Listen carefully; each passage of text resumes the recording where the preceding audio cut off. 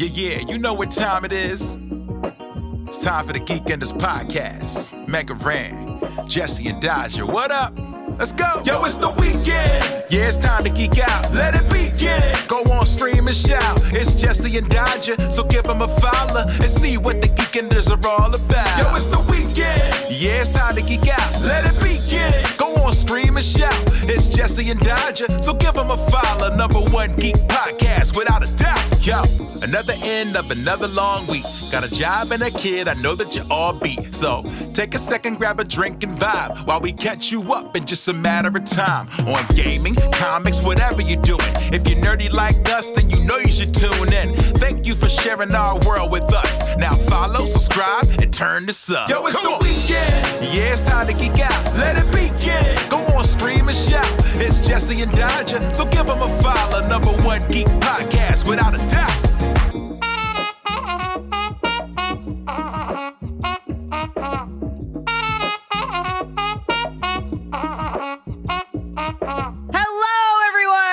Welcome to Geekenders.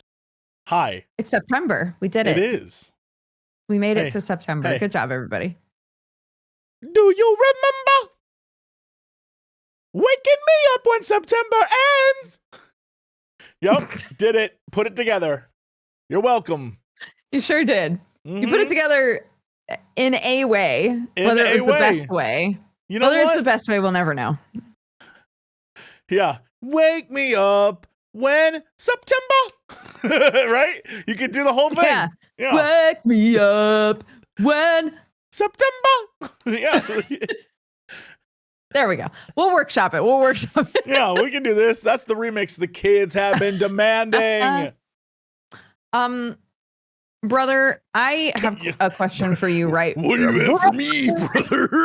Brother, I have a question for you, right from the get-go, because you talked about it a lot on previous episodes, or That's at least true. you mentioned it. Oh no. How did the convention go? How was it? How was it hosting for It was a good time. Mr. Yoshi? Yeah. Hey, by the way, big sorry for last week. Friday I went to go do that panel, but we were gonna try and record. Yo, I got like sick in a way that I don't know how.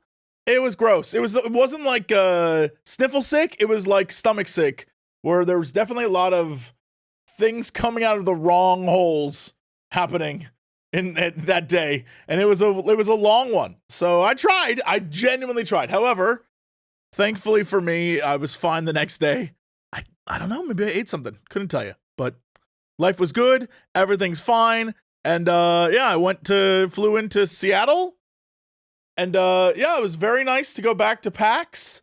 I spent exactly 1 full day at PAX. And not even that. I walked around, looked at stuff, but most of the time, it was the usual PAX experience that you and I have, which is go to PAX, talk to people, sign things, try to find dinner. Roughly the experience. Yeah. Which is great. I love that. I'm fine with that.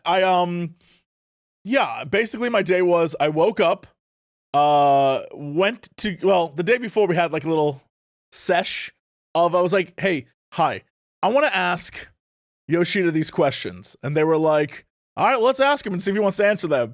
And the man literally was like, yeah, whatever. I was like, oh, okay. He's like, yeah, it's fine. It's whatever. I'm like, all right. And so then, the next day we got there and it was like, hey, do you want to start this thing? And I was like, yeah. So I got up on stage, made a fun intro, and then was like, hey, let's ask questions. And that was it. Like, that was an hour where I did nothing. Like, I didn't do anything of value. I just asked a few questions, and he carried that entire thing because it was his panel. So, it was fun. And then immediately afterwards, I went and was outside for 2 hours signing things and talking to people. And nice, very fun. And then immediately went to try and find Final Fantasy Tactics so I could play it, which I definitely did. And then walked around the con, looked at all the board game stuff, looked at all the game stuff. Game. I looked at all the game stuff. And it was fun. but also I got really no chance to do anything. You know, Sure. like I walked around, looked at stuff, was like, oh, that's nice. But I didn't have a chance to do anything because then I had to get back, immediately fly home to LA, where then I went to Anime Impulse, which, by the way, Yes. the vibe of an anime convention compared to a video game convention is so different. They are different. They are really different. I think if you don't go to conventions, you sort of assume that all like nerd adjacent conventions are the same, but they all have their own vibe. Yes, big time own vibe. And so I was like, okay, I feel very out of place here. Like it definitely skewed. I will say, I'm not sure about all game conventions, but PAX tends to skew a little older. Anime Impulse skewed young. There was, I like in line, I felt old. And I also weird because I was just in like a t-shirt and a hat and I was carrying a shield. Yeah. I was like, what do people think of me? Because you got your shield signed. That's right. Yeah. And I was like, what do people think of me? Do they think this is a cosplay or I'm just weird? I'll settle for weird, but it was strange. Anyway, went there. Honestly, I think that for the most part, the people that go to anime conventions consistently are very non-judgmental. It's very just like, you know what? I'm dressed as a such and such, you're dressed as a such and such, and there's a guy over there with a body pillow of a character I've never seen before, and we're all just vibing, you know? Yeah. So I doubt anybody was looking at you and being like, who is this man? Give me an example of what was going on at this convention, which I honestly, if I had the time, I would have. If I didn't have to immediately drive home and film Cox and Crendor, I would have stayed. There was, when I walked in, I went to go do all this shield sign and stuff, but anyone who was at Anime Impulse can verify this. There was a like sexy man maid cafe, and they kept trying to get people to go there, but they also had a live jazz band in the cafe, and part of me was like, yo, I want to go to the sexy man maid cafe, have them serve me, and I just want to listen to jazz for the afternoon. I would have done that. I would have been happy. I was like, no, you can take care of other people. Just give me like a drink and I'll sit here and watch them play. I was like, yo, okay, this is kind of fun. But hell yeah. Yeah, I didn't get a chance, but I would have in a heartbeat. Yeah, but it wasn't necessarily for the sexy guys. It was more for the sexy music. You know what I'm saying? Did you get all of the signatures you wanted? I did. All three of our Ellison boys were there. Nice. More importantly, it is Harshfont Shield, so I had to get the G himself to sign it. Of course. Yeah, but it's very cute because they all kind of left spaces for where they thought other people would want to sign, which I thought was very sweet. Oh, that's so sweet. Yeah, that's nice. They're like, oh, we can't take this space. All right, I'll sign here. All right, well, then you sign here. And then I got them all to take a photo with me, and that was very cute. Cute. Yeah. It was very, very nice. And now the real struggle begins. Because I got to track down some of the people that are like basically untrackable. Who's left? Who do you like really pie in the sky want on that shield? I know I can get some of the I could probably get Bakul Jaja because my dude lives in LA, so I probably could get that easy. But the ones that are like, all right, this is gonna be hard. I still need Soken. I still need Alice. Yep. I still need Uriange. I still need Ishtola. Oh, you got to be able to get Uriange. We'll see. And I still need Kryl. And more importantly, the hardest one, I think, because now our boy is very famous. Graha is going to be impossible. I'm going to have to show up to a movie premiere and be like, well, you saw this shield? I love your work in Final Fantasy XIV. Yeah, Graha, John is like an actual movie star now. So I don't know how I'm going to get that shit. We'll figure it out. I'll have to be I'll have to get famous somehow too. I'll have to be like in a movie with him and be like, oh, hey, I got and then be like, Hey, by the way, I just happened to play a little yeah. MMORPG called Final Fantasy XIV. Could you please sign this? Yes. The voice actor for Urianger loves a goof. I feel like you could reach out with a goof idea and then be like, by the way, could you also sign it's mostly about, do I want to travel overseas with a giant shield? Sure. Or should I wait for them to come to the States? So the minute I found out 3 were going to be in Anaheim, I was like, yo, that's an hour away. I'm going.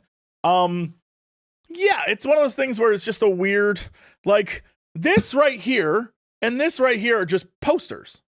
So like this is signed by the Final Fantasy 16 cast. This is signed by Alan Wake 2 team. So like these, you roll up, you can send. Easy. Yeah. This is a legitimate, this could kill someone. This is a legitimate heavy ass pointy weapon, potentially. So the fact that they even let me bring that in to a convention, I was shocked. The security guards were like, so I thought they were going to ask to look at it and examine it. This, I could have ended a person's life. This is like when Captain America, got people walking in with sword replicas, you know? So. Again, this could actually block things, though. This isn't like a replica. It's not foam. It literally is like a heavy, you could hurt a person with it. They were just like, this one guy was like, so. I was like, oh, hi. I love it. I'm glad. You know what? I'm glad that after feeling so sick and shitty that you rallied. Yeah. And you got to do all of the cool stuff that you wanted to do last weekend. Admittedly, that's why I was like, I'm like, Dukes, I need to not do anything today. I had to get good. I was like, I have so much going on this weekend. Too. I was like, my boy has to go host a Yoshi P panel. Like, this is not on the radar. It's again, host is a relative term. I've done some panels where I've hosted and like carried some stuff. This was, I asked exactly 6 questions and made a few goofs, and that was it. I was like, you were like the hot assistant, like just kind of posing while the other person talked. I'm going to take you up with it. Yes, exactly that.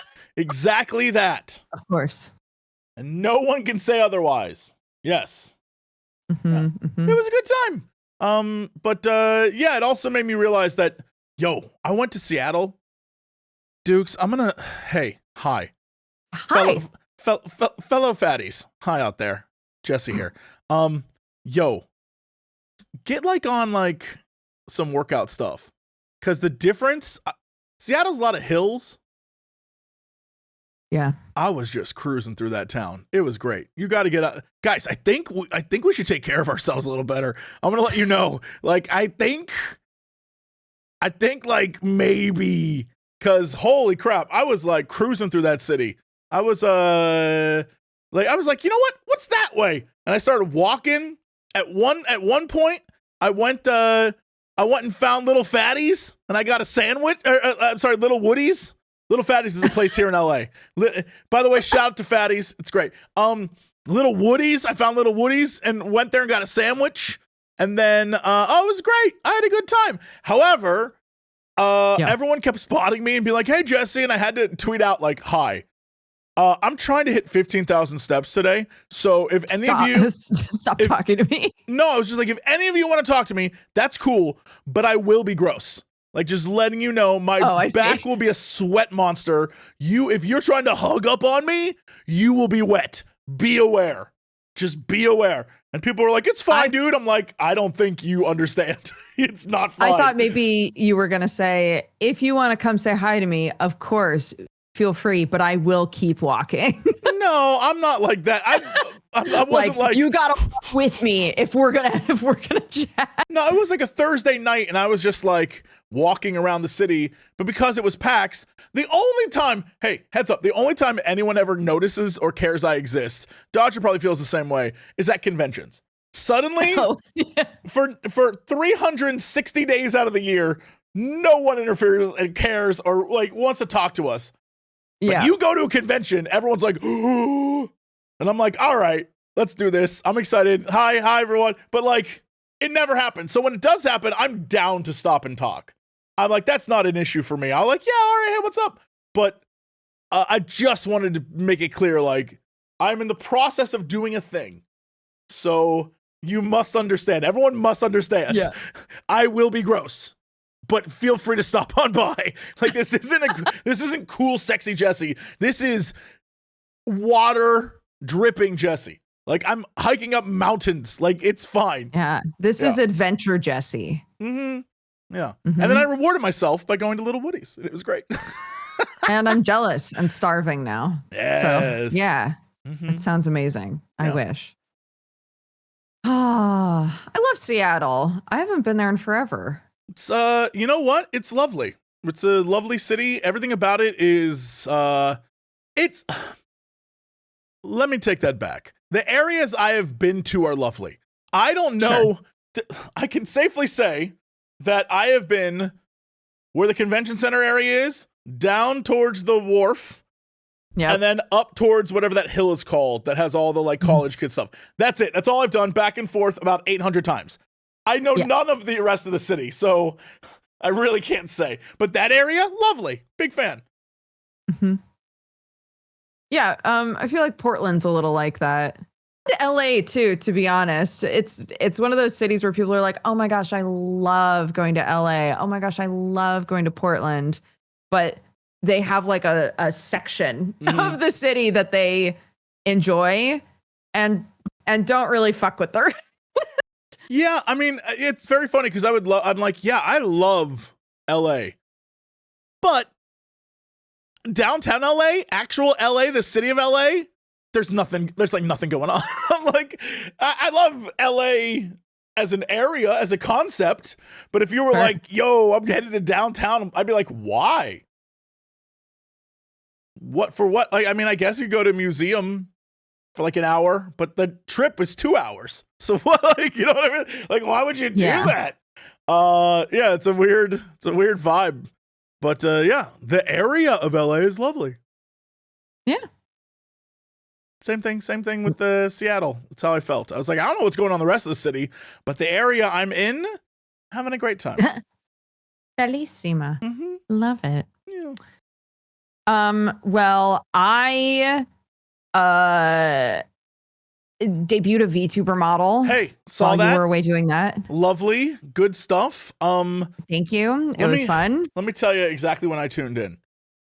I said to myself, man, I can't wait to see what Dodger's VTube thing's about. This is so exciting. It's day one. Oh my God, I'm looking forward to seeing this whole VTube model. You must have been asleep because all you were playing was a rerun of you and I playing, I was about to say Deadly Premonition, but that's not it. Contradiction. Yeah. And that's what I saw when I tuned in to see your new character model, was us just playing Contradiction. It was like, oh, okay. Yeah. We had it set up so that if I was asleep, the mods could play media. And so they played a lot of playthroughs, like old VODs and stuff. And Contradiction is one of them that everybody always asks for. So yeah, played all of Contradiction, all of the old Hustle Cat VODs, Hatoful Boyfriend, like all kinds of crazy stuff. Oh, the what was the spooky game that we played? The Letter? The Letter. Yeah. I must stress, at some point, yikes, sorry. You're playing ads right now. And am I? Yeah, it doesn't say I am. Well, I saw an ad appear, so whoever's ad that was, but it was for some company I don't want to name, but it was clearly AI. And I was I like got immediately distracted by it because it was a terrible ad. And it was like sexy AI lady with a gun. And I'm like, this sucks. I hate this. Anyway, sorry. Derailed my own train of thought with that. Yeah, your mods were like putting little images all over the screen too. So it was pretty entertaining. I'm not going to lie, but it was one of those things where as I was watching, I was like, we're probably not on the same time schedule. I'm going to miss this entire thing. And every time I tuned in to see you do like, I'm a little mushroom person, it wasn't you. It was, they were playing something else that it was. Yeah. And I was like, wait, why is Dodger asleep now? We were desynced. I don't understand. You had what was your sleep schedule? Because I would tune in during my normal hours when I thought you would be online and you were not. So I was streaming. I tried to hit around 12 hours a day. Yikes. So I was streaming from 10 to 6, I think. And then I stopped to have dinner and hang out with my kid. And then I came back from 9 to like 2 a.m. ish. So I was around. I was around, man. I don't know how you did it, but I know what the outcome was, and it was very funny because the last time we talked, I think it was during D&D, your voice was like, "Hey guys, I'm so excited." I was so tired. You were gone. I don't remember who asked you. Someone was like, "Hey, would you ever do a subathon again?" And you're like, "Sure. In a couple of years." Yeah, well, like I've only ever done 2, right? I did one at for my 10-year streaming anniversary, and that one I was like, I'm capping that at 24 hours. I'm not going past 24 hours. Bless the current subathoners, because they've really changed the landscape for subathons now, where it's like, yeah, just go to bed, man. And then come back, and if the timer's still going, then just keep streaming. So it was more mentally manageable to me to say, yeah, I'll do a subathon, a debut-a-thon, if you will, along with my model. I had built this ARG that was meant to last for 3 days. So I was like, that sort of all times out well, right? So maybe I could keep a subathon going for 3 days. We could complete the whole ARG. I could debut the model. We'll have a couple of fun goals, or like the big sub numbers, and then we'll call it a day. In the end, it lasted 6 days, which is crazy. And I got the whole ARG done with minimal issues. Yeah. We had enough content for 3 days, but it lasted 6. Yeah. Mm-hmm. I got to sleep. It was good. It's very good. Honestly, all it does is make me realize there's definitely a too old for this moment when it comes to that kind of stuff. I don't want to ever do that. Like I know it would probably be like great for the brand, you know what I mean? Like as a streamer, as like content, but holy crap. I was like, you sounding exhausted made me exhausted. I was like, no, I ain't gonna do that. I'm because over it. When we talked, it was at the midpoint where the subathon had just ended, and we were then in prep mode for my kid to go back to school. So it was right in the middle of those two things where I was like, all right, all of that went well. I'm done with that. And now I have to redirect my brain to this new stressful thing. So yeah, I was kind of done. I was ready to just go to bed, maybe forever, you know? I was kind of done is like such a good way to put. I was kind of done. You sounded done. You sounded like you were over talking. Yeah, but I also figured that because I'm the same. I don't enjoy the idea of like exhausting myself for like a streaming thing. Sure. You know Speed. I'm Kai not Speed. I'm no Sam, right? Like Sam is down to do that shit whenever. I'm not a long distance streamer. I just can't do it, you know? But this was really fun because I had like made this little like scavenger hunt game thing. And in my mind, it was like, well, there's still a lot of people who don't know I VTube now. So potentially they're going to be, if I'm online and streaming a lot right after debut. Potentially a lot of people that enjoy VTubers are going to find me in those few days. So there were things that that made it really worth it to me, and things that we did to make it really fun, like letting my mods put dumb GIFs on stream was great. And yeah. And now, I got to release a song with Kelly, and it's very cute. It was good. Let me ask you a question. Let me. Okay. Sure.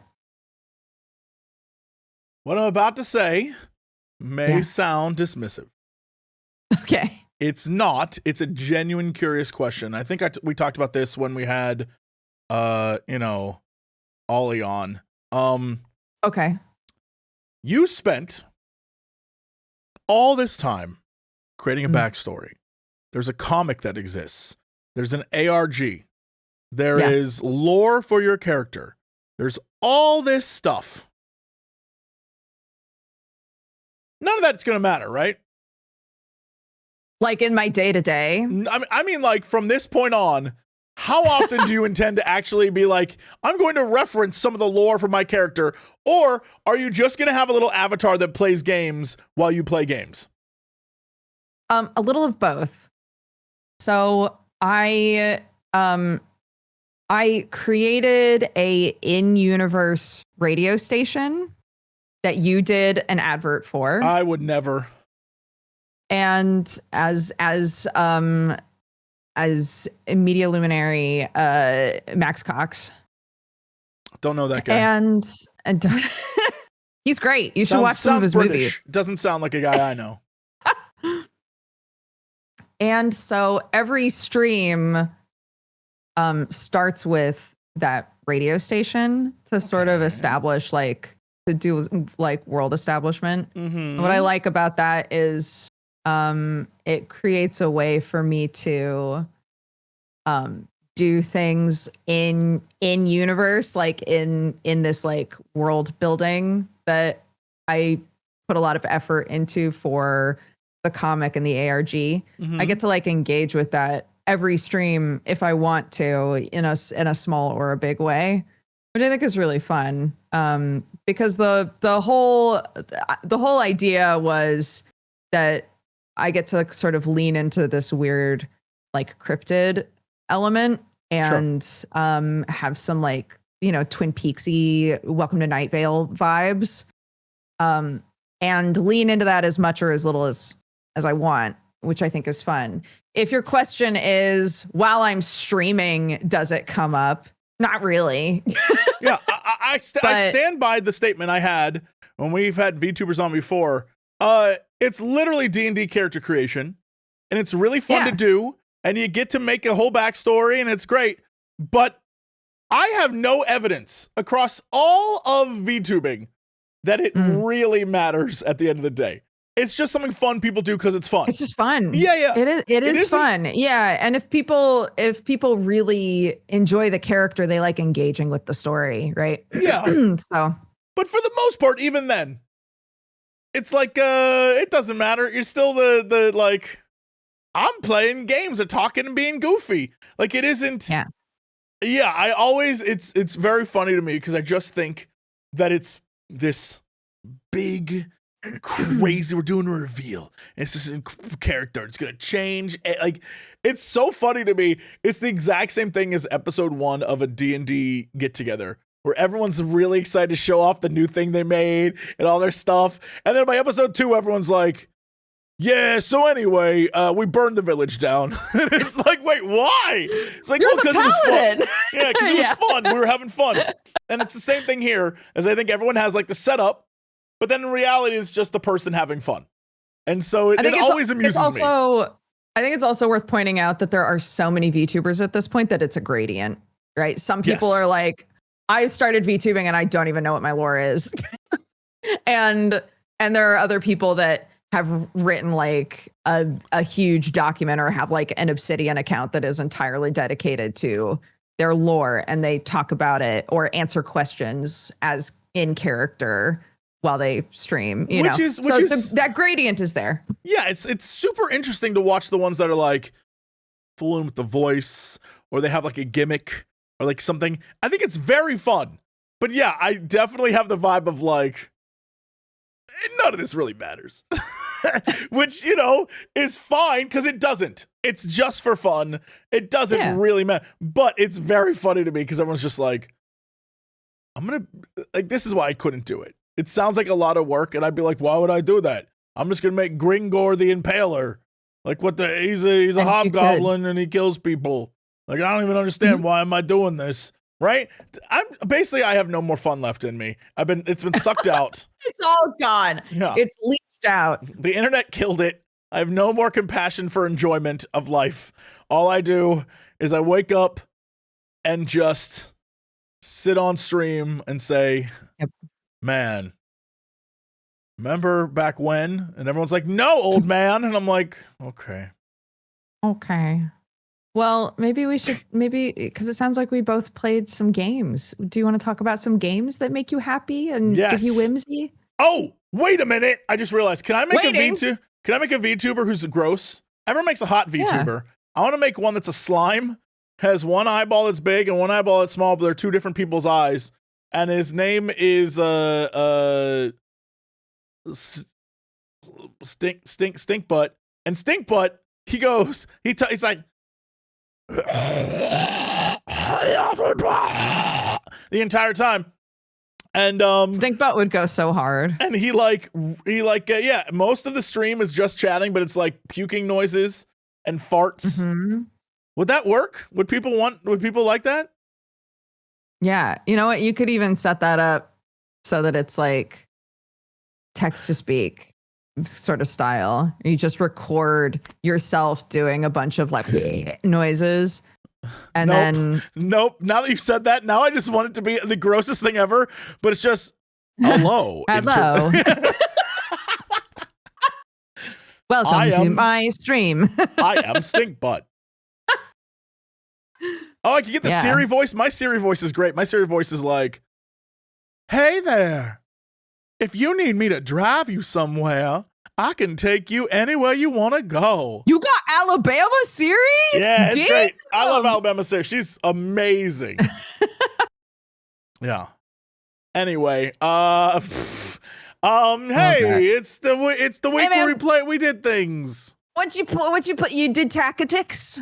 You did a tactics? Yeah, I'm not sure what I'm allowed to say about that. Oh, never mind. You didn't do a tactics. I mean, I can put it in say your pocket. I played it. What I'm not else sure did what you play? I can say. Yeah, this week was like a weird kind of go through everything, and like I got into my head one day that maybe I should go back and play Hollow Knight a little bit at home just in case. Okay. I want to check out Silksong. And so I started playing Hollow Knight and was like, yeah, Hollow Knight, this game's great. And then just didn't have time to play Silksong. And then realized last night I got an email. This is how behind the curve I am. Last night I got an email that was like, the new Indiana Jones DLC just dropped. And I was like, what? I didn't even know this. And I figure I should have known this, but I guess I just forgot. So that's a thing that exists now. So I got to find time to play that at some point, which is, Do you know anything about the DLC? I think we go back to the Vatican. I don't know. There's like it's about the giants, which is a whole thing that is in the game that I don't want to spoil, but it's very Indiana Jones coded and I'm very excited. And great circle. Good game. Solid game. Yeah. Then I went through and I played just a ludicrous amount. So for some reason over the last couple days I've been really into playing what is that game called? Ruffy in the Riverside. Have you played this? I talked about it before. I remember you talking about this game, but I have not played it. It is so enjoyable on sort of if a video is rendering, I'll just like play it a little bit. Ruffy rules. It is a it feels like a Nintendo 64 platformer game where you play as a little kind of 2D guy named Ruffy, and you go around in this magical world, and you can not just platform, but actively change the world. So you can take different. So if you're like a water palette, you can be like water, and then stuff becomes water. Or if there's water, you can freeze it and walk across. Or if there's a waterfall, you can kind of like, you're land now, and like use that. So you can change things with like a color palette swap between different, like there's so much going on in this game. You can also hit 2D. So now you're in a, like, you can go into the walls of things and do like a 2D platformer bit. It's literally like go around, collect coins, complete objectives. It feels very old school platformy, but mechanically is so much fun. Like I'm not doing this game justice because it's really hard to explain stuff in it without being like, hey, you should play this. But it is extremely charming. And the music in the background might be some of my favorite, like it has that like, yeah, we're doing things. Yeah. Good stuff. It is a great game. I've been playing a bunch of that. And then you and I went through and we did a little bit of Eyes of Hellfire the other day. We did. Which we discovered. Sure. We discovered that that's a game that we definitely need to bring more people to play. For sure. I love that when we started playing, it was like, this game is best for 3 to 5 players. And we were like, yeah, but we're gamers. So true. I think we're good. But it wasn't saying that because of difficulty. It was saying that because you are constantly put in positions to fuck over the other people in your team. And if there's only 2 of you, you're like, what the fuck did you do, man? There's a lot of, There's this guy who appears to you and is like, if you want my help, I can do something evil. Shall we make a deal? And what's so funny is it's like, I'll hurt one of the other players. And it's like, okay, so you're just going to beat up Dodger. Gotcha. Okay. All right. Sign me up. Yeah, there's voting that takes. So premise-wise, it's a game where you go to a manor, and it is I don't know if it's like a vampire thing or an eldritch horror thing or whatever it is, but you are a team, I guess, or just random individuals trapped in this manor. Yeah, there's 5 potential people that are trapped in the manor for some reason. And those people have to go around and through card game mechanics, search, move, fight your way through, and you have to discover things. And every room has stuff to click on, and a lot of it's puzzles, and you have to like go from room to room and discover different things in order to solve those puzzles. And the rewards range from story progression to trinkets you can get that then you can buy things with, or random relics that will improve your character in some way. Or punishment. Sweet punishment. A great example is there was a table, and the table had a bunch of food on it that looked rotten. I ate one of them, puked. Dodger ate one, I think like something exploded out of your stomach. I don't know what that was. Something terrible happened. I ate a bird. There was a gelatinous bird that I ate, and it was like, cool, you can feel the bird moving around in your tummy. I was like, yuck. What do you mean? Yep, I did the next one, which I think was a dessert, and it was like, wow, that didn't kill you yet. And I was like, oh, great. And then eventually it was like, hey, not only do you get all your life back, but you get this thing and this thing. And so it was one of those, if you kept going, it gave you something at the end. But the entire time it's like hurting you while you're trying to do it. And I was like, oh, cool. Yeah. There were little tiny places you could go and meet different creatures. I don't know like a great example is there was a dog, and you could fight the dog, but the dog had 15 life. And the real solution was you had to lure the dog over to this trash bin, and the dog would eat, and then you could sneak around the dog. That was the solution. But for the first time, we were like, we gotta take out this dog. That dog we gotta punch the shit out of this dog. That dog had 15 life, and he hurt. So that kind of thing. Very fun. Yeah. I enjoyed it, but definitely it requires more people than just the 2 of us. I'm really curious to see what it feels like to play it with more people, because the system of play is like you start your turn, everybody has their own cards. Depending on the character you started with, you have different like starting cards in your deck, and you're able to like build out your deck with new cards as you find stuff and engage with like the manner. Mm-hmm. But once everybody is sort of out of things to do, and you do not have to stick together, you can be all over the manor, but some cards require that you be alone or require that you be with other people. So, there's strategy there. Once everybody is like, all right, I can't do anything anymore, everybody ends their turn. And then it takes you to this sequence where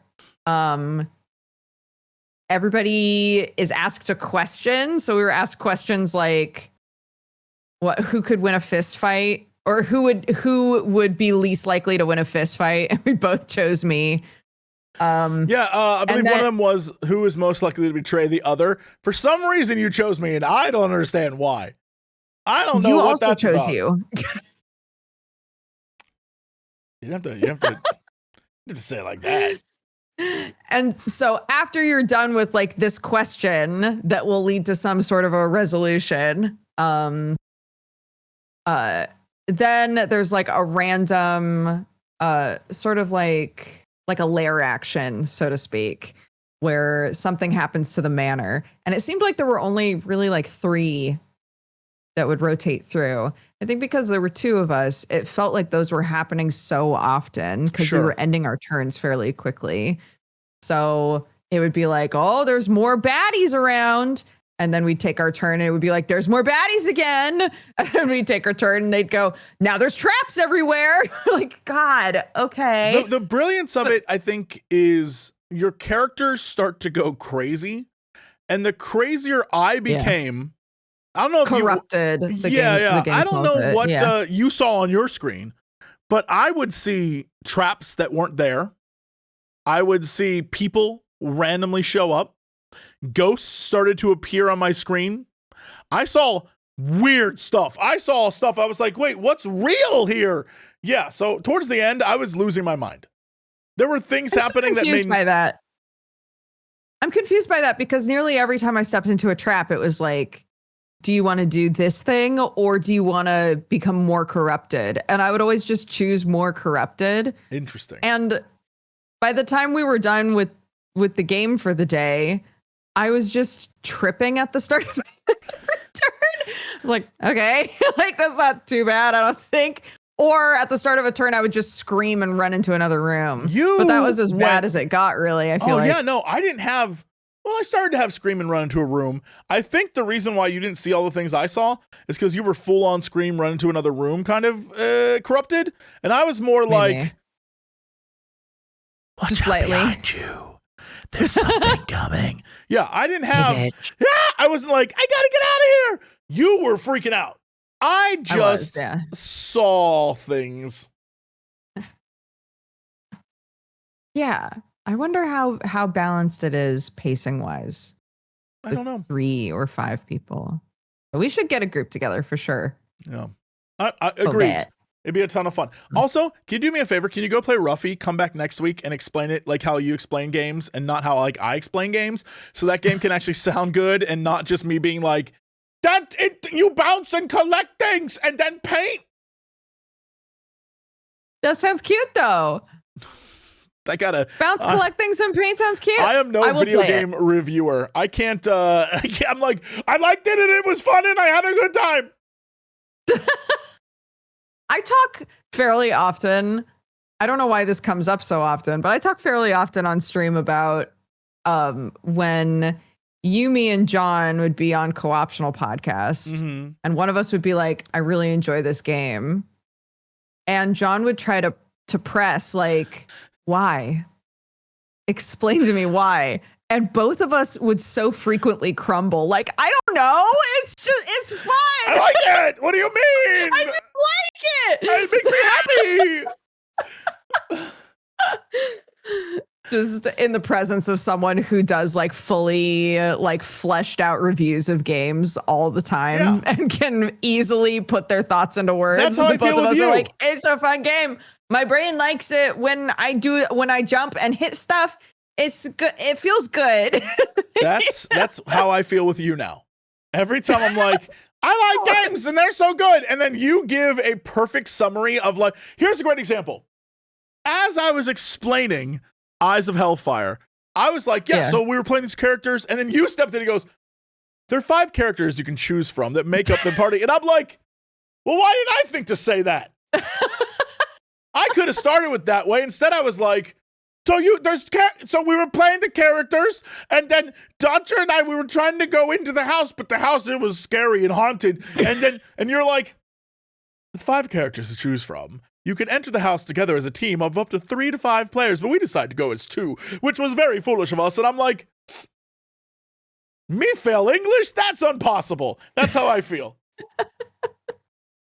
Well, thank you. I don't feel that way. I enjoy listening to you talk about games for what that's worth. Thanks, boss. It's the truth. Thank you. Well, then you can listen to this one last rant I have. Hi, everyone. Jesse Cox here. Now I know I'm no longer a hardcore MMO player. I don't spend hours in the salt mines farming stuff or leveling jobs like I used to. However, some of y'all really complained on the internet about how in Final Fantasy XIV, I love how you were waiting for me to go somewhere with that. You gotta type in something. In that game, a brand new patch 7.3.1 just came out, and there's a new phase in the relic weapon. And last expansion, every person just complained that it was too easy. All you gotta do easy. Oh no. They're like, all you gotta do is do these quests, and then you get these, and then get tomes and buy it, and like, oh, you just gotta. It's so easy, it's so boring. I loved that. I got all of them. I had so much fun. I was doing like little things. I was having a great time. This time, okay. Yes. First round of this relic, you had to collect items that drop at like, I'm going to say a 3% chance. And you had to do it in certain fates, and you had to run around and like a Realm Reborn relics, which are not fun to do. Very similar. We had to go run around and try to like do this new area, this new field area where you had to fight 50,000 fates running back and forth, trying to get there in time to get full credit. So you're running around doing all of that. Or you can just go out into the field and farm them. And I think it's like maybe 1 drop every hour or so. So you're just wasting time. Then the new one, which is the current 7.3.1 version, is like, okay, good work. We're going to craft some new stuff. All right, first, you have to go around the world and collect things.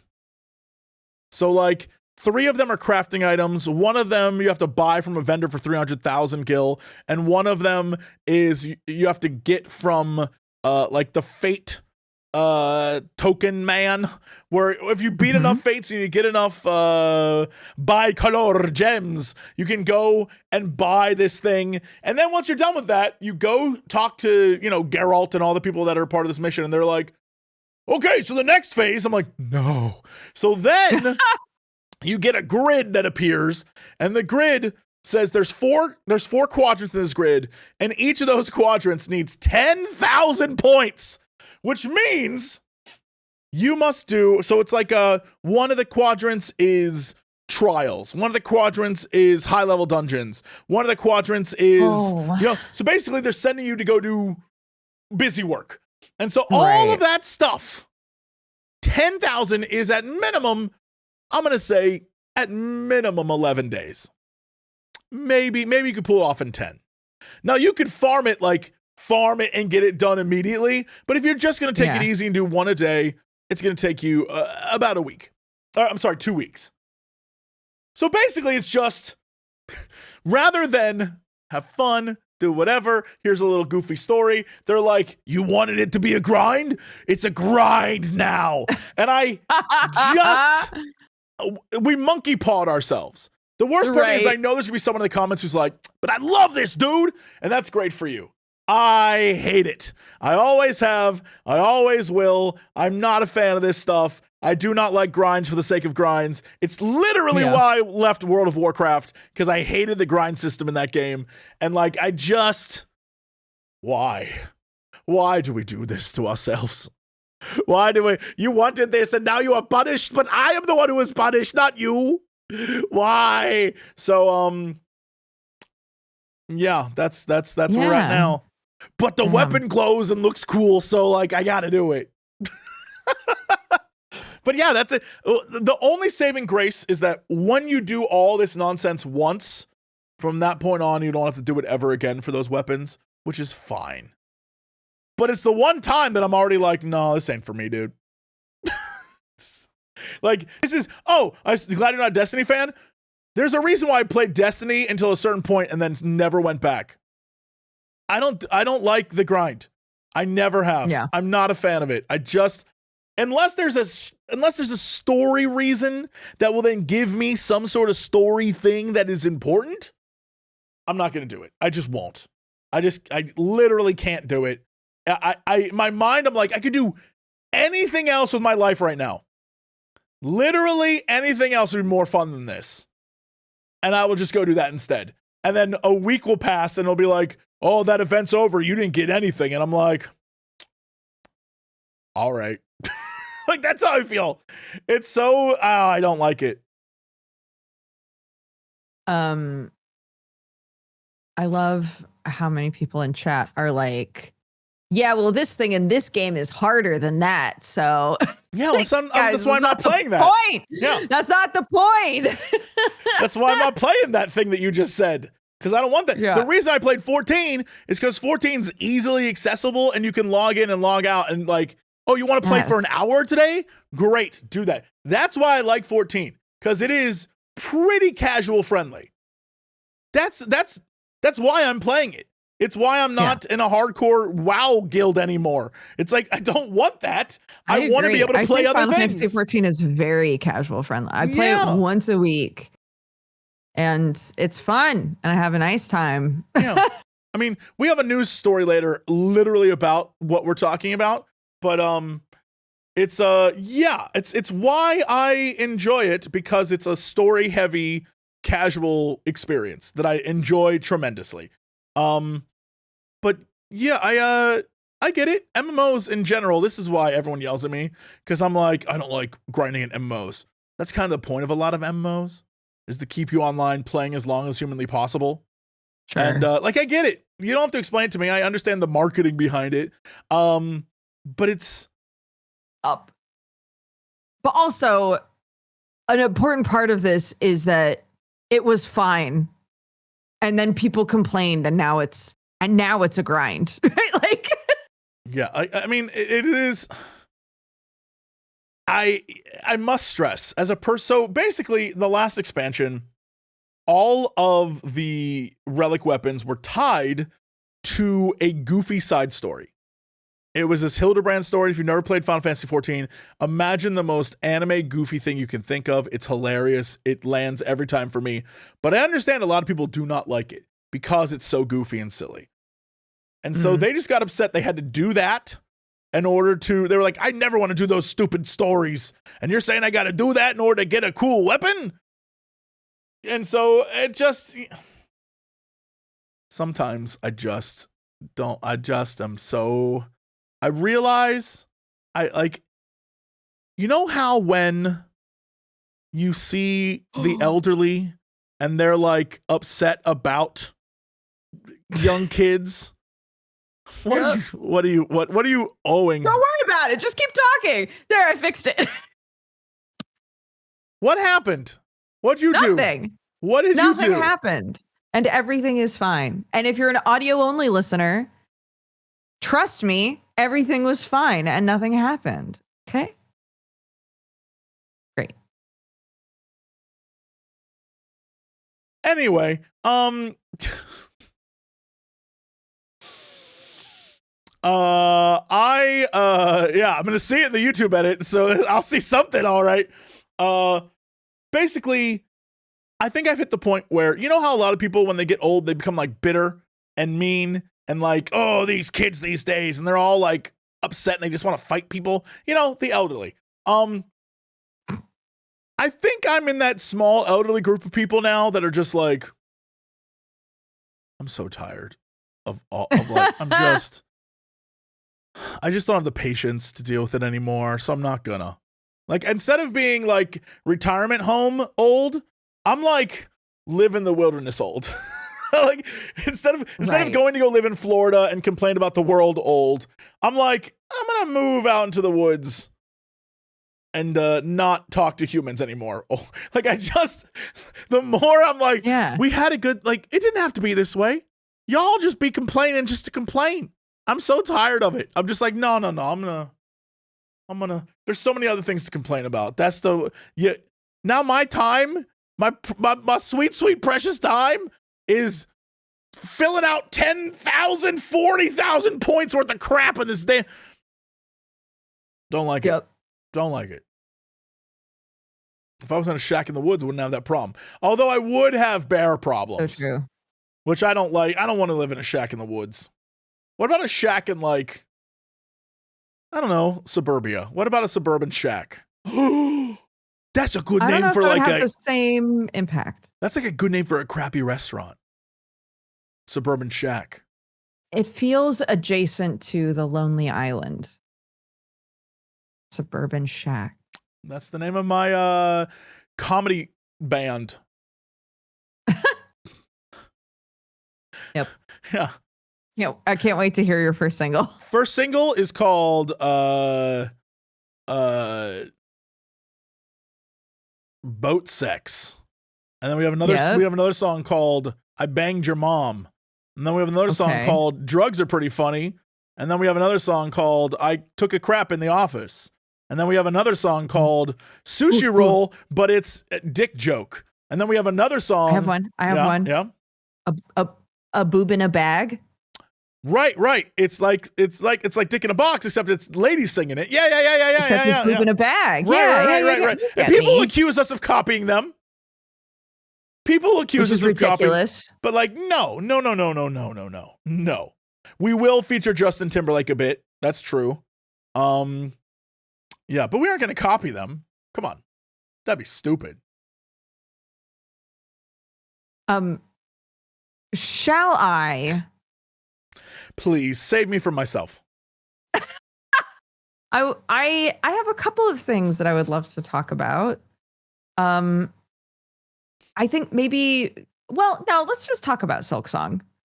Let's do the damn thing. You started with I need to talk about stuff, and I was like, oh, where's this going? And you're like, should I talk about Silksong? Well, I was gonna talk about Deadlock, and then I thought, Silksong's already been brought up twice on this podcast. We should just talk about Silksong. Okay. Because it's out. It came out. It's real. It's a game. Did you actually play it? I did play it. When? I played it last night. I played it from 9 p.m. No, because I fell asleep. I played from 10 p.m. to 3 a.m. I think. I know, so I'm tired today, but it's fine. It's fine because I got to play a bunch of Silksong, and it's lovely. It's beautiful. They gave us exactly what I think we expected, which is more Hollow Knight, still a Metroidvania, still hand-drawn, gorgeous, lovely music, adorable characters. Just aesthetically beautifully put together. Just with slightly different mechanics because you're not playing as the knight, you're now playing as Hornet, right? You might, when going on social media, if you haven't blocked out the term Silksong on social media, you might see people complaining about the pogo mechanic in this game.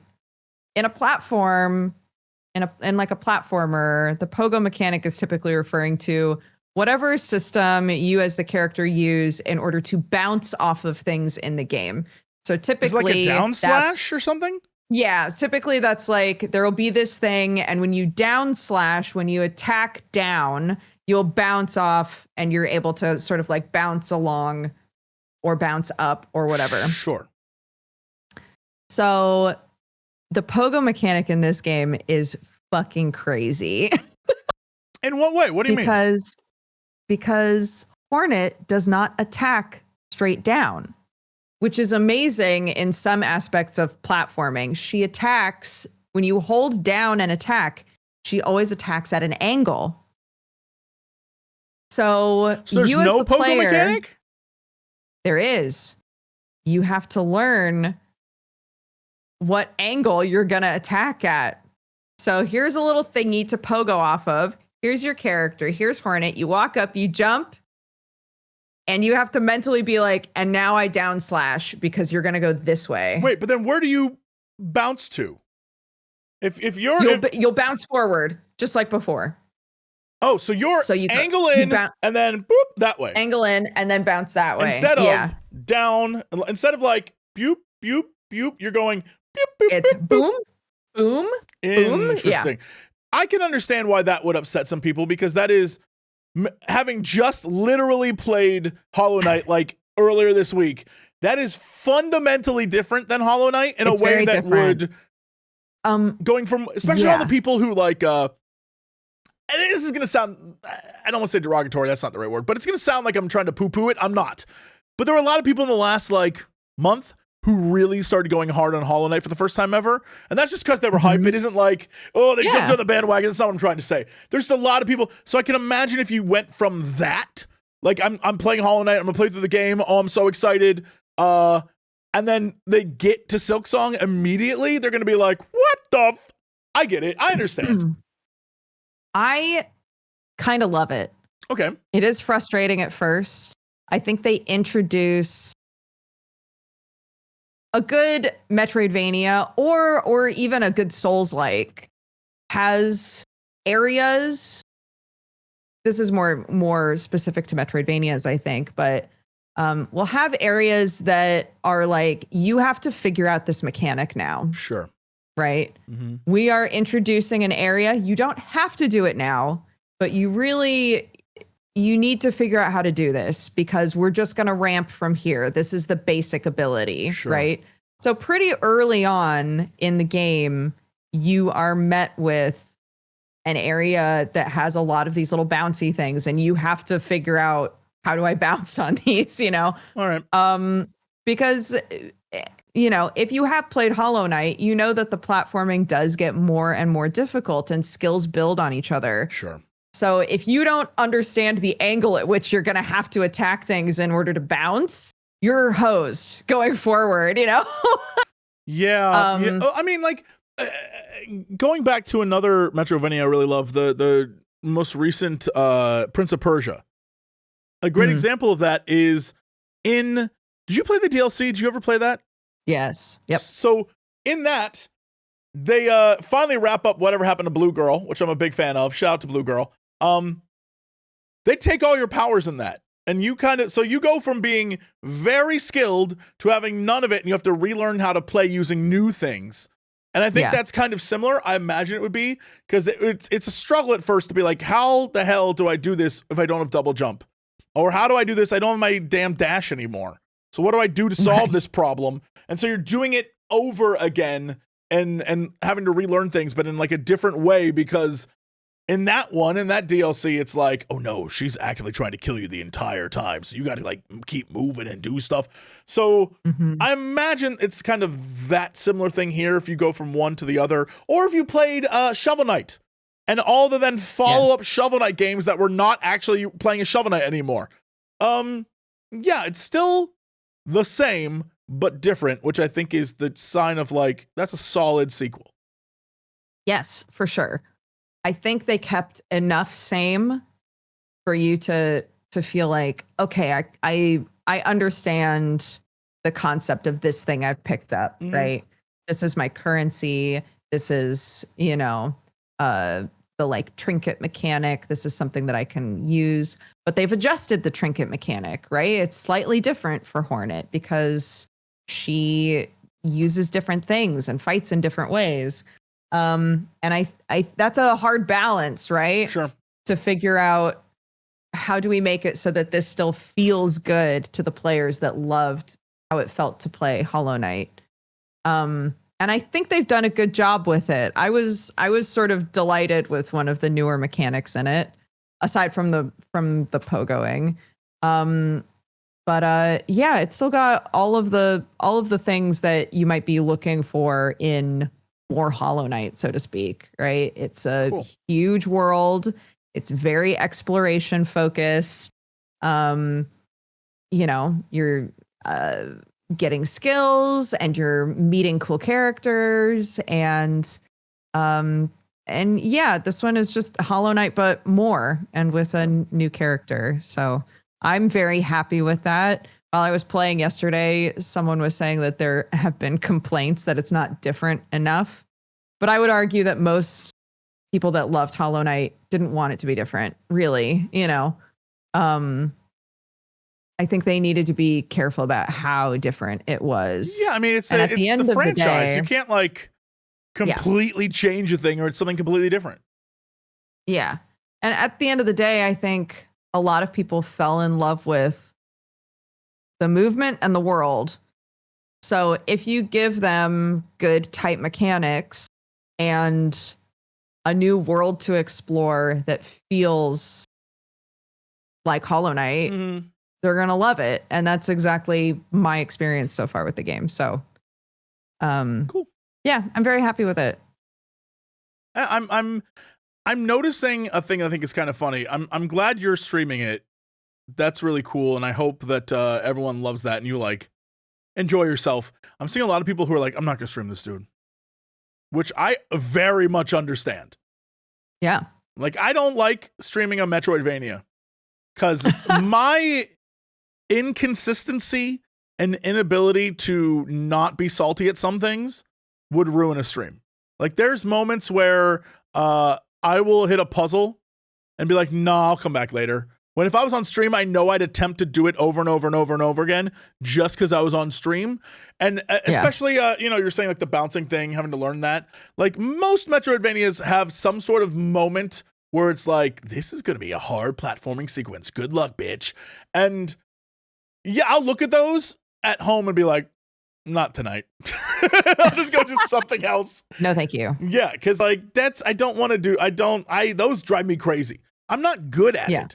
I definitely am more of a watch someone play a Metroidvania who's competent than me play it and be like, why can't I get this? I just would rather watch someone. That's how I feel about a lot of horror games. Sure. Oh my God, did I tell you that I played the beginning of Dead Take?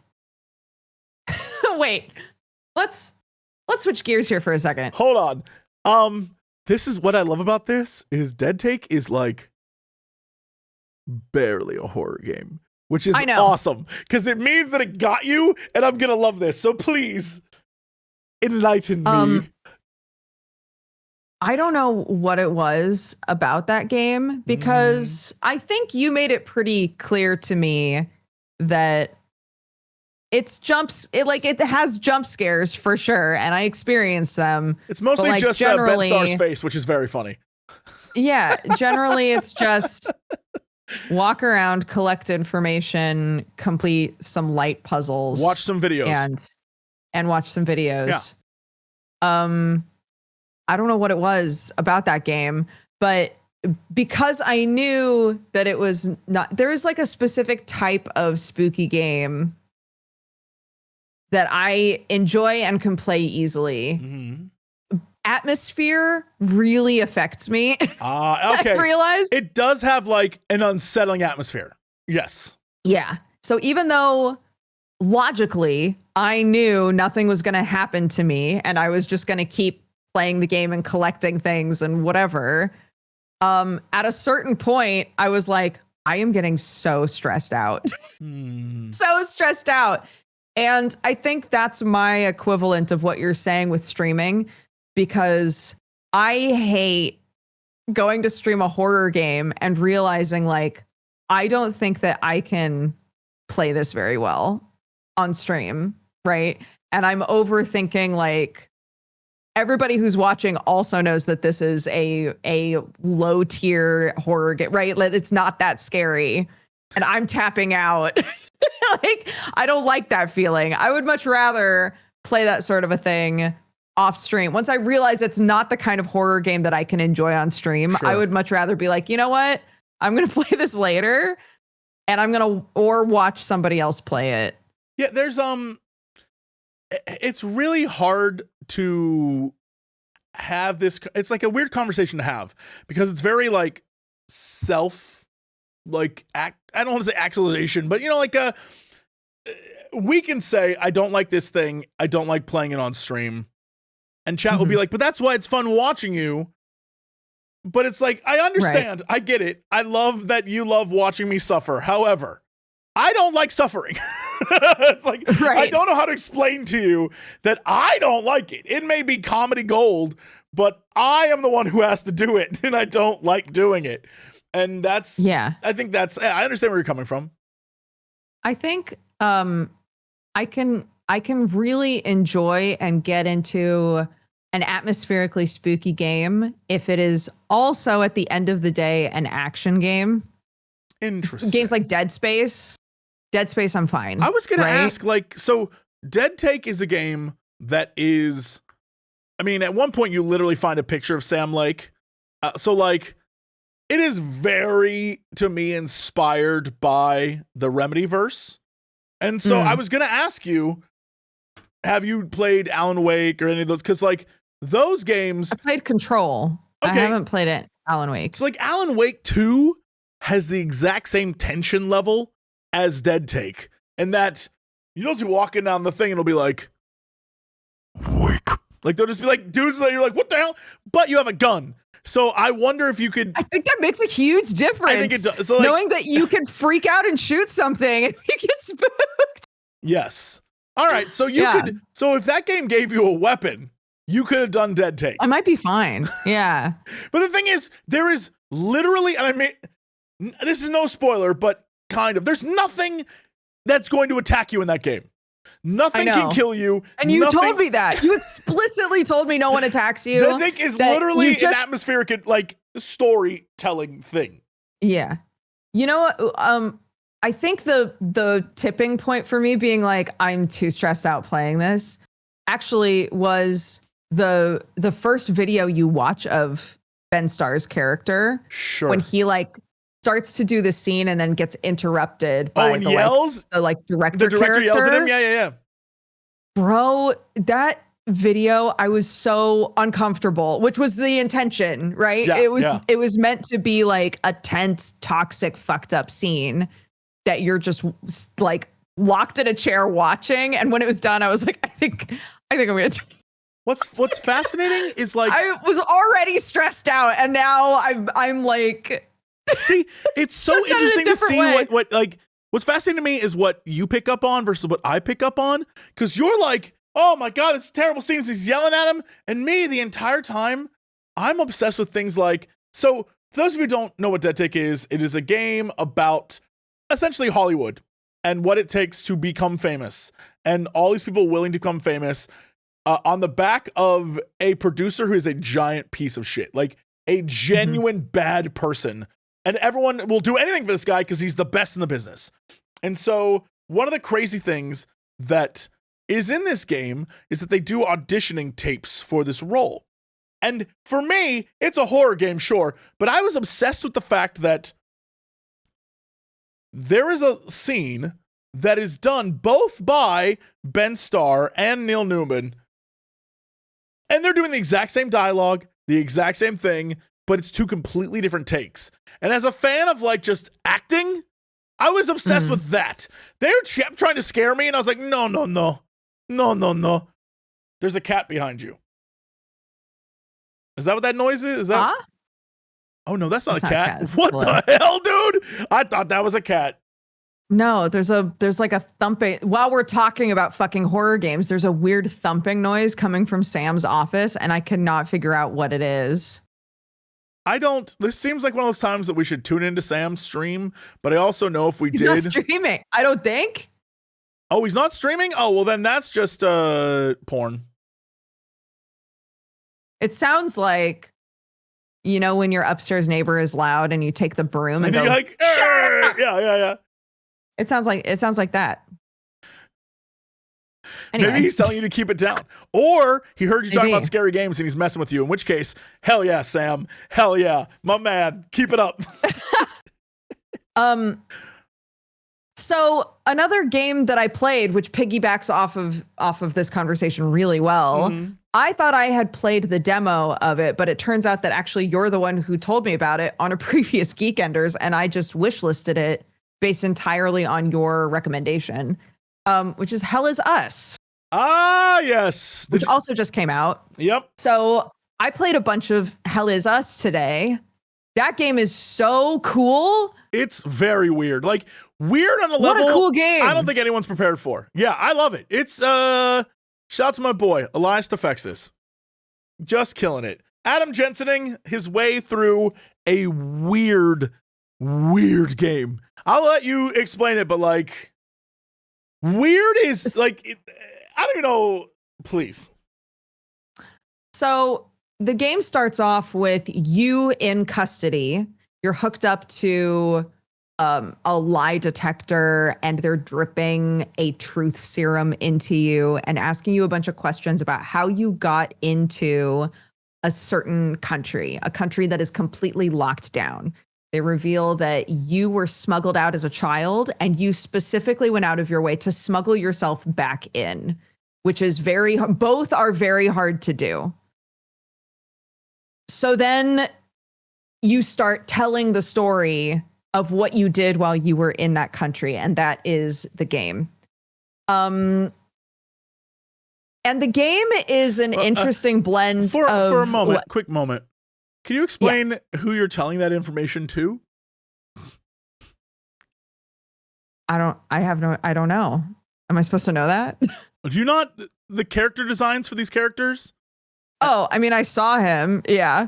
It's just everyone looks like a villain in Spawn. You know what I mean? Like, all the characters look like Spawn villains, and you're like, what the hell is happening right now? Yeah, this dude's his teeth are gigantic. And he's like wearing like a weird, I don't know. He looks like he was plucked out of the 40s maybe, and for some reason is conducting this interview. Like the character designs really surprised me. In certain, most characters look like normal people, right. And then occasionally there's a character where you're like, what's going on with you? Why are you designed like that? I feel like this may be a game that has layers where like maybe your character's dead. You know what I mean? Like, I don't have any answers, but it's weird to the point where I'm like, all right, the game's called Hell Is Us, and I know it's about war, so it's probably like, you know, about the war, but also maybe they're just in hell. I genuinely don't know, but it is bizarre. Anyway, please continue. That's okay. Yeah, so the game is it's like a puzzle Souls-like, which was very interesting as a concept to me. Mm-hmm. So it is an action RPG. You're dropped into this world. There is like fighting, but there's also like weird doors with codes that need to be put into them that you have to just walk away from because you don't have the code yet. You have to like keep a running list in your mind of places to go back to. You have like a tablet basically that keeps track of all of your current ongoing investigations and the information that you've found. It's really cool in that way. You're really piecing together information. There's, like I said, there's lots of side quests. You might meet a character and they're holding on to something while you're talking to them, and you're like, okay, it's weird, whatever. And then way later you talk to a different person and they're like, if only I had this. And you think, oh shit, I could go back and get that thing from that person, maybe, you know. But Jesse's right. At the end of the day, the major story is this country that you're in, which is a made up country. This country that you're in that has been like fully locked down has, for as long as people can remember, had two races of people that despise each other. They serve the same god. They live in the same country, but they are actively trying to destroy each other and hate each other. And so you are sort of thrown into a situation where you are trying to find your parents. You have a little bit of information about who your dad was and what town he was in potentially. But that's all that you have. So you're like, I'm going to try to find this town. I'm going to try to find this guy.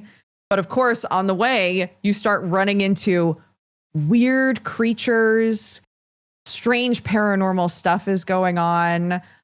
There's this gigantic orb that is just sitting there. And if you approach it, it is like a time thing. There's like a time sphere. So like trying to keep it to what the demo contains really quickly, just to explain like where this game goes. Your first main objective is like, man, I need to get this armored personnel carrier so I can get further into the battlefield because I got to find information about, my family or whatever. That's the objective. In reality, what you're doing is entering an ancient tomb.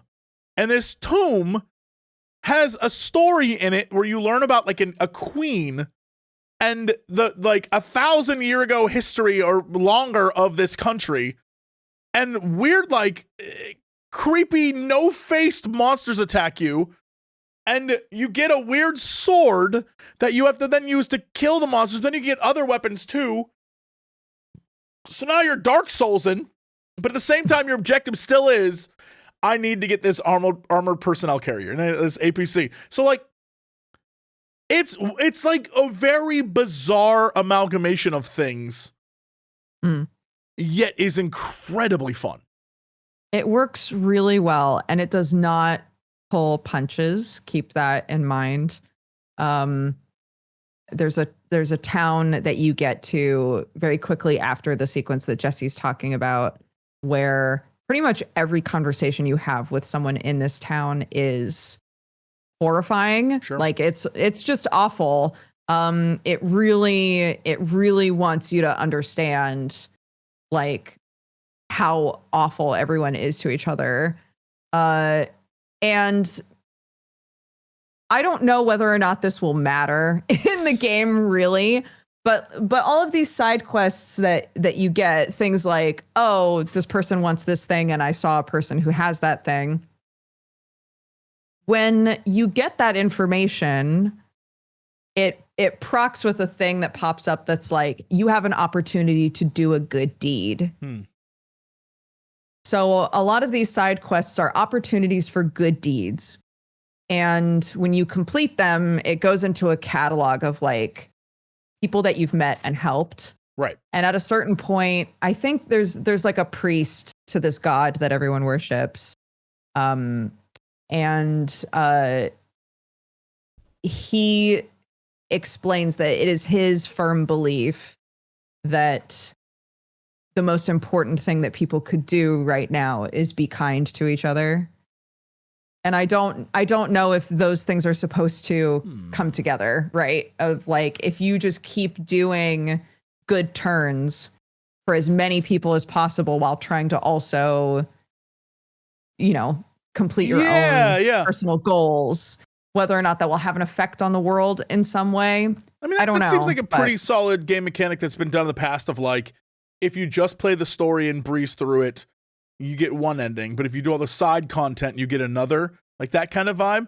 Because there's that's definitely sort of a thing, maybe, yeah. Yeah, there's definitely a moment early on, at least in the demo, because I mean that's all that I played, where it's like, hey, there's an old man and all of his boys are dead, except maybe one's alive out there. So if you can find any kind of evidence, like that kind of thing, and take it back to the old man, and it's not something you need to do, and it's kind of out of the way, but if you do it, it's like, you're a good guy, mister. Yeah. Does that matter? I don't know either. And again, because the game is so quickly trying to really make it clear, like, this is a forever civil war, basically. Right. I don't know if, and this would be very depressing, but I don't know if at the end it's going to be like, no, those good deeds didn't do anything, right? Like, if it is going to lean more realistic and that you need to be doing things that are more actionable. I don't know.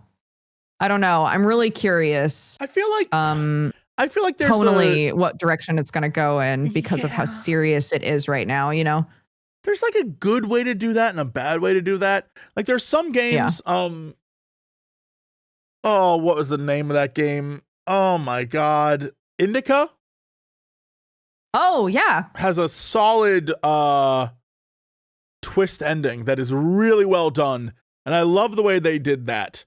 But there are many games where that whole, like, everything you did, it doesn't matter kind of thing, it doesn't land well. And I can imagine in a like a war story having that, like, yeah, you tried to help people, but helping didn't even help, you know, those little things you didn't. But I feel like the smart take on that is even if it didn't help anyone, it was the act of doing those things that made the war a little easier on people. It was still the right thing to do. Yeah, it's still the right thing to do. Community-wise. So it feels like that should be acknowledged. And I think an ending where it's like, you thought that you were that you idiot, war sucks and I feel like that's like, not just on the nose, but like kind of an asshole statement. You know what I mean? Like, don't ever do anything good. In a short game, maybe I'd be like, yeah, all right. But a game where you're expected to explore and meet people, do your main quest, do your side quest, potentially spend like tens of hours on the game. If at the end it's like all of that effort you did, that was for nothing. I don't think that would be good game design. Right. So it has to have some effect. Yeah. I mean, like, if you're telling a 4-hour story about war and it's like all the things you did meant nothing because the town was nuked or one of those things, like, okay, yeah, all right, we got a little like 4-hour story about, like, man, war does suck. Fine. But you're right. If you're like 25 hours in and you've gotten to know the world and you've done some things, it's really kind of like cynical game design to say, you fool. Everything that you did meant nothing because, like, it was all a dream. Those are all on the same tree, I think. Yeah. Anything that's like all of your effort didn't matter. Yeah. Yeah, like, I absolutely understand. It's the concept of the gotcha moment versus, yeah, okay, sure. I understand that in the grand scheme of things, I probably didn't do anything important. But in the moment, I gave some levity and joy to a person that was suffering. Why is that bad? You know? Right. And so I'm not, like, if that's what happens at the end, I'd be like, how dare you? Yeah. To go into a slightly goofier thing as the final game that I would love to talk about. I did get into Deadlock, which is, I guess you would say, in beta. It's Valve's new MOBA that is a combination of a MOBA and a hero shooter. Shooter? A shooter? I had a hell of a time getting my invite. Because the way that they have it set up is if you're a playtester, you're able to invite anyone on your friends list to also be a playtester. And I was invited by so many people, but could not find the invite anywhere. I was like, guys, I want to play this game so bad. And the reason I wanted to play it, and I have no shame saying this, is I saw a lot of great fan art of the characters. And I was like, who are these characters? What game are they from? And they're all from Deadlock. Specifically, Deadlock just had a big update with a bunch of new characters that everybody is loving. But the concept of the game is a MOBA. It's a third-person MOBA. And you build out the character, which is, I guess, sort of League-ish as well. You build out the character, you buy items, you upgrade your abilities, and you push lanes, get to the objective, and destroy, whatever they've got at their base. It's normal MOBA stuff. the thing that's really cool and unique about it, I think, and maybe there have been other MOBAs like this and I just don't play enough of them, but there is a system inside where people can submit their own builds, which I think makes it very newbie friendly. So you come into the game chooses your lane for you. There's no like, I'm going top lane, you go middle lane, none of that. The game, the second that you're in, you are on a zip line to your lane. The game has chosen it. So you skip all of that. And then when it comes to buying items, there is a basic build that you can follow for each character that's just built into the game. But then also there are submitted builds by players, and any player can submit a build. They can be voted on as like good or, effective builds. And you can put a bunch of information in there. So you can say like, buy these at the very start, buy these mid-game, buy these at the end. Or you can go even more information. Buy these if you want to, go more melee, buy these active abilities. If you're struggling with, damage, people are putting a lot of effort into making these really good builds for characters. So you can go in, and when you first play as the character, you could just follow the basic build. And if you're really enjoying it, you can go, I wonder what kind of builds people are making for them, right? Sure. And Interesting. It takes that element out of you having to figure out how to build a character in a game when maybe that's not really your forte, It's really fun. The characters are very fun. I unfortunately fell in love with a character that I guess has a really high skill ceiling. So all of the community builds are like for advanced players. And I was like, no. But as a person who is not good at MOBAs, the tutorial is whatever. It's like fine. But playing, you can do bot games, easy, medium, and hard bot games. I did a bunch of bot games. Playing against people is, of course, a whole different ball game, especially in a game where everybody is mostly a play tester, because a lot of them have been playing forever, and matchmaking isn't sorted yet. There aren't enough players for matchmaking to be balanced at all. So, but the game itself, I think, is really fun, and I think doing like the Smite thing, where you're not like all the way up here, you're just right here playing the game. It takes some of the visual clutter out of it and makes it so that you can just focus on like, okay, the game dropped me in my lane. I'm killing things. I kill things, I guess. It winds up feeling a lot more simple. This is fascinating to me because the game has sort of like when you said the fan art got you, my expectation immediately was, it's gonna be horny as hell. There is not a damn thing horny about anything I'm seeing on this screen. Every character, it's not horny fan art.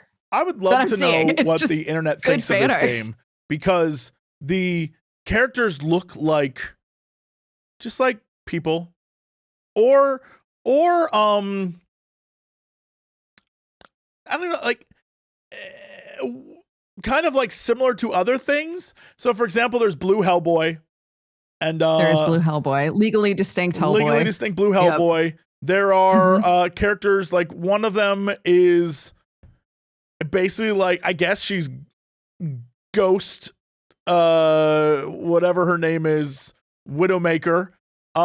Literally, this guy Kelvin is just how I imagine I look, but dressed as May, which I assume he has the exact same abilities as May. But then there's also characters that have very similar functions to things like you brought up. Oh my God, the Gods game. Help me out. Smite. You brought up Smite. They're characters that literally look like they're doing a Smite thing. Like, I feel like they pulled from a bunch of different MOBA things, put them in this game. But then, none of the characters are kind of like the sex pot, the horned up one. So the one that's like none of them, even the one I see most of the fan art of, which I'm assuming is Lady Geist.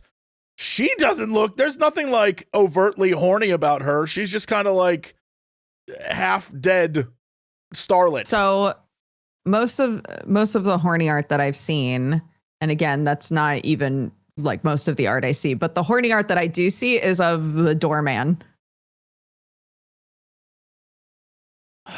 The redhead guy with the glowing blue eyes and keyholes on his chest. That's so funny. He literally he's a bellhop.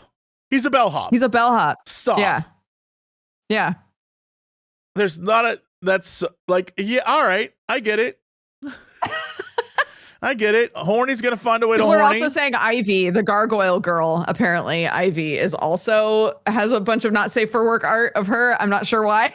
That's so funny. Yeah, it's not even like okay, sure. Like there are other characters where you think, okay, that's like I guess there's a Deadlock vampire that just was announced. And she's Nina? like, she has strong get ready internet. There's gonna be a lot of erotica of her. Yeah, that's all right. Well, that's fun. That's cool. It looks neat. Yeah, it's a fun game. It's really, really fun. If you want to play it, I'm having a lot of fun with it. Every character that I've played as, I've enjoyed myself, which I think is saying something in a game like that where they're putting out a bunch of characters. It would be really easy for some of them to be boring. But it's basically but like all of them have been fun. It's like a 3-lane kind of smitey thing. It's a 3-lane smitey thing. But you don't. There isn't like I'm a sniper and I'm going to jump up to a rooftop on the lane and shoot down at you. You can.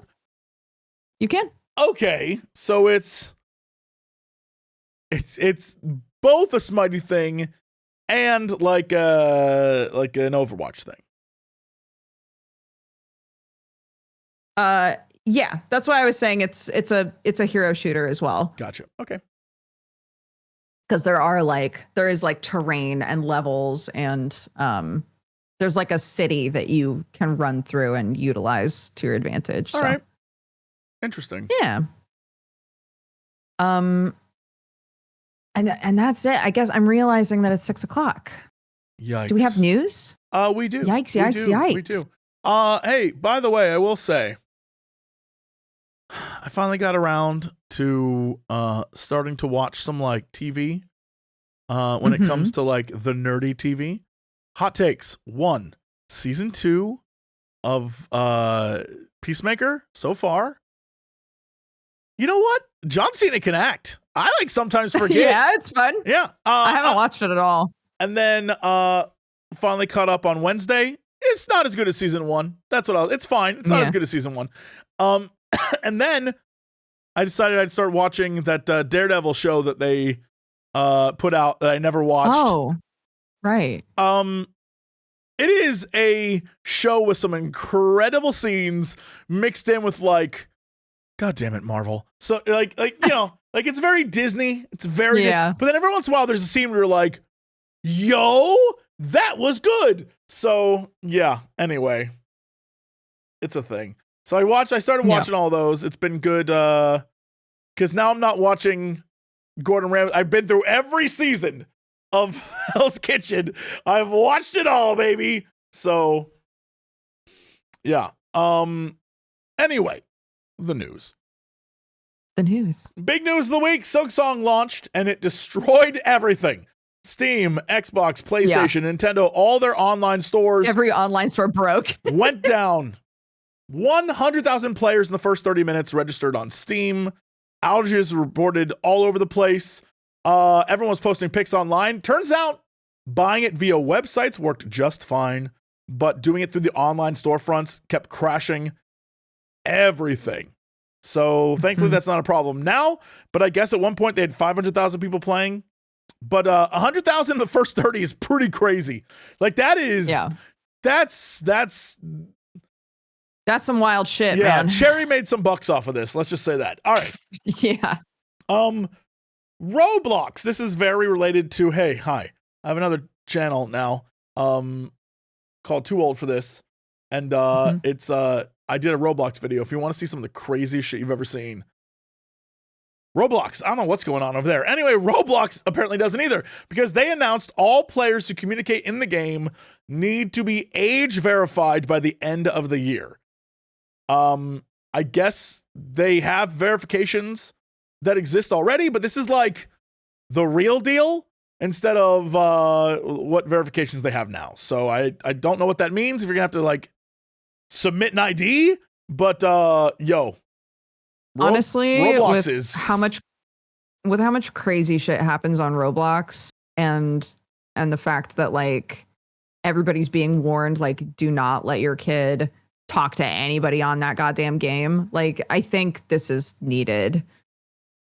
Yeah, it's the Roblox content that I've watched lately is a lot of like here's some of the titles. Got pregnant by school kid, mom angry, billionaire? Or I fell in love, but turns out he was cheating on my sister? Like that, like those are and I'm like, who is this content for? Our kids, the amount, it's weird. I just can't go. I will simply say, go watch the first 30 seconds of the most recent tool for this video. You'll be like, what the hell is happening in Roblox? It's crazy. So Roblox, what are you up to? Then we talked about Yoshi P a little earlier. Well, let's continue that conversation. Apparently he had an interview with JP Games in which he was talking about needing to change content for Final Fantasy XIV. And he said that I started to feel recently, particularly, that the way things are structured in 14 no longer matches players' preferences, and we should definitely change that as we enter the new year. And so I felt that now we're at a time where we need to incorporate major changes. Basically, he goes on to talk about how they divided the game into hardcore, midcore, and casual categories for the last 12 years.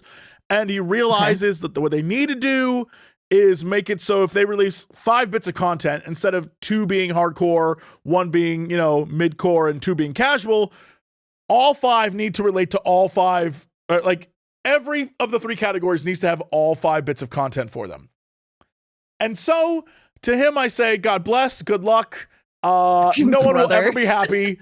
What you just did is going to make hardcore players say that it's casual and make casual players say that it's too hardcore.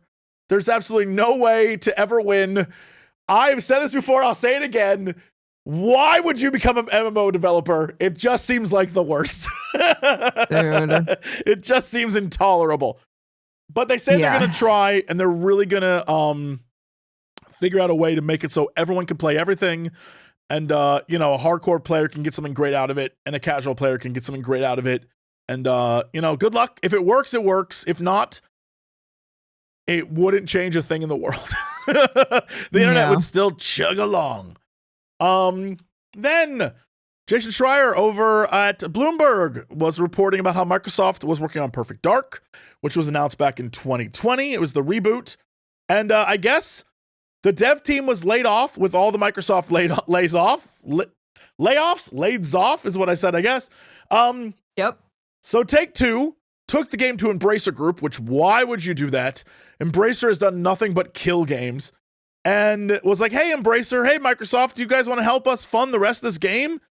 And I guess talks fell through because they were fighting over who would have long-term control over ownership of the franchise. Again, a franchise that is technically dead, and they were trying to reboot, but I guess they were fighting over it. And so, as of now, Perfect Dark, once again, put back in the tomb. We probably will never see that again. So that's so annoying. The fact they worked on it and released trailers for it and stuff is just so goofy.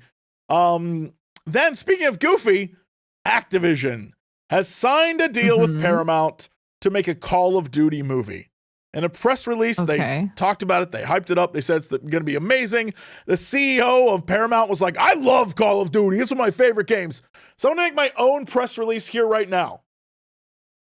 The Call of Duty movie is going to suck so much ass, y'all. It's going to be terrible. It's going to be bad. It's going to be one of the worst stupid things that ever existed. So that's my presser. There you go. That movie's going to suck. Yeah. Yikes. And then, speaking of a movie that I'm not sure if it'll suck or not, but I'm definitely going to go see it.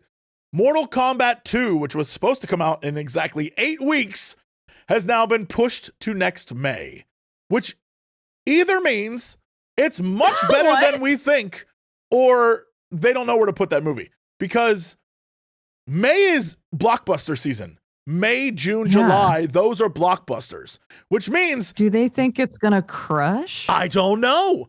I honestly hope it does. I would love a Mortal Kombat movie that was great. The last one, it was whatever. It was like fine. It wasn't great. But I have, you know what? I have hope. I have constant hope. Just like I have hope for the Street Fighter movie. That movie may suck, but I'm going to watch it because I want to see that movie be good. Yeah, we'll see what happens. But it's pushed back till May, literally days before my birthday, so that might be a little treat for me. Hey, look at that. Yeah, so that is Mortal Kombat 2 pushed back. But maybe that means it's good. Because again, if it's pushed back to like February, then you know it's a stinker. February is when they release all the trash movies. It's usually when like bad horror movies come out. Like that's February. Right. May? May's when like the bangers come out. So either it's some sort of crazy tax scheme, which it may be, or it's something we'll figure out next year and maybe it's great. I don't know. No clue. And that's the news. Look at that. Jesse, what have you got going on this week? Well, hey, hi. Before we start anything, did you, Dodger, were you aware that we are hosting a thing? Were you aware of this? I did know that. Did you know that we were hosts? We were doing some like cool hosting stuff. Were you aware of this? I did know about that.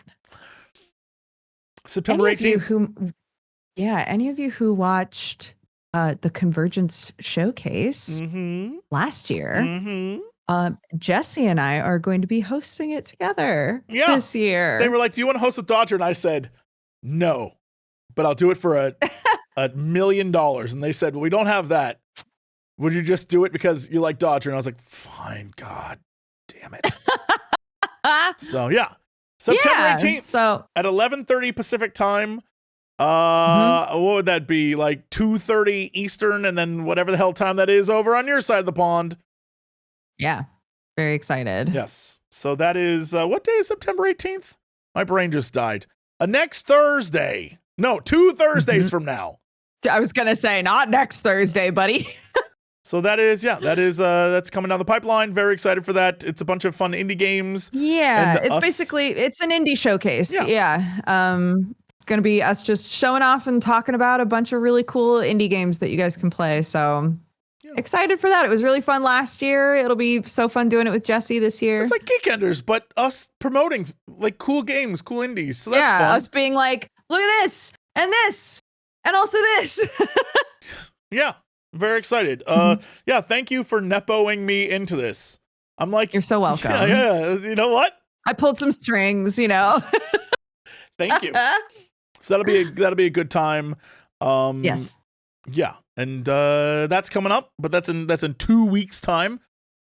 For me, at some point later today, I'm playing with your sweet love and many other people a new PvP mode for Warhammer Space Marine, 40k Space Marine. Fun. So that's going to be, I imagine I'll be carried through that. Can't wait.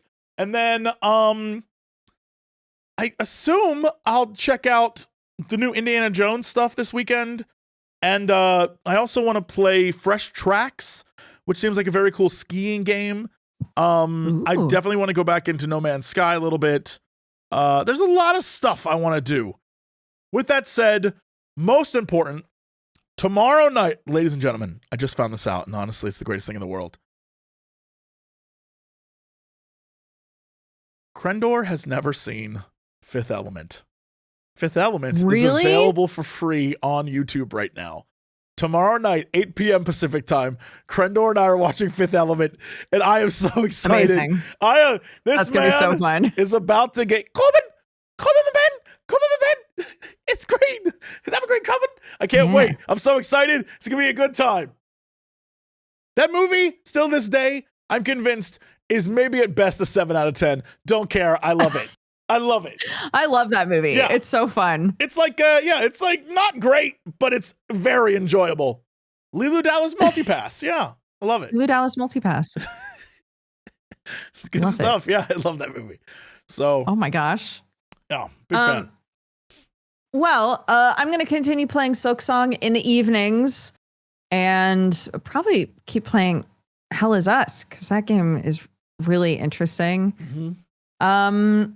Other than that, I don't know. Just here vibing, man. My kid's back to school, so just doing the dang old thing. But hey, guys, if you enjoy Geekenders, did you know you can watch all of the previous Geekenders on youtube.com/Jesse Cox? Huh? And did you know that all of the Geekenders are put on audio podcasting apps?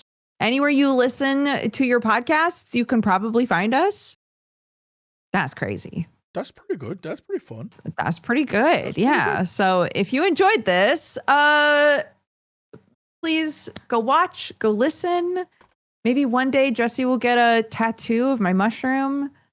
If you all get the requisite number of views consistently, yes, I will get a mushroom tattoo.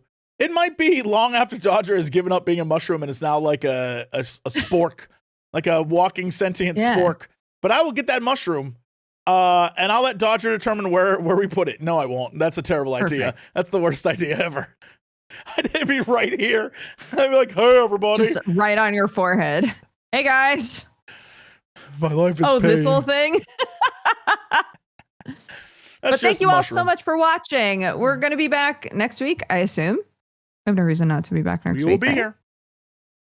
We will be here. Same Dukes and Jesse time, same Dukes and Jesse channel. So see you next Friday. Take care of yourselves. Have an amazing weekend and rest of your weekend. We will see you next time. Bye-bye. Dukesman!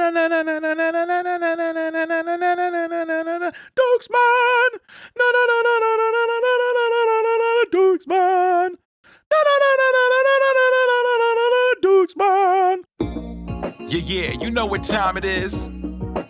It's time for the Geekenders podcast. MegaRan, Jesse and Dodger, what up? Let's go. Yo, it's the weekend. Yeah, it's time to geek out. Let it begin. Go on, stream and shout. It's Jesse and Dodger, so give them a follow and see what the Geekenders are all about. Yo, it's the weekend. Yeah, it's time to geek out. Let it begin. Go on, stream and shout. It's Jesse and Dodger, so give them a follow. #1 geek podcast, without a doubt. Yo, another end of another long week. Got a job and a kid, I know that you all beat. So take a second, grab a drink and vibe while we catch you up in just a matter of time. On gaming, comics, whatever you're doing. If you're nerdy like us, then you know you should tune in. Thank you for sharing our world with us. Now follow, subscribe, and turn this up. Yo, it's the weekend. Yeah, it's time to geek out. Let it begin. Go on, stream and shout. It's Jesse and Dodger, so give them a follow. #1 geek podcast, without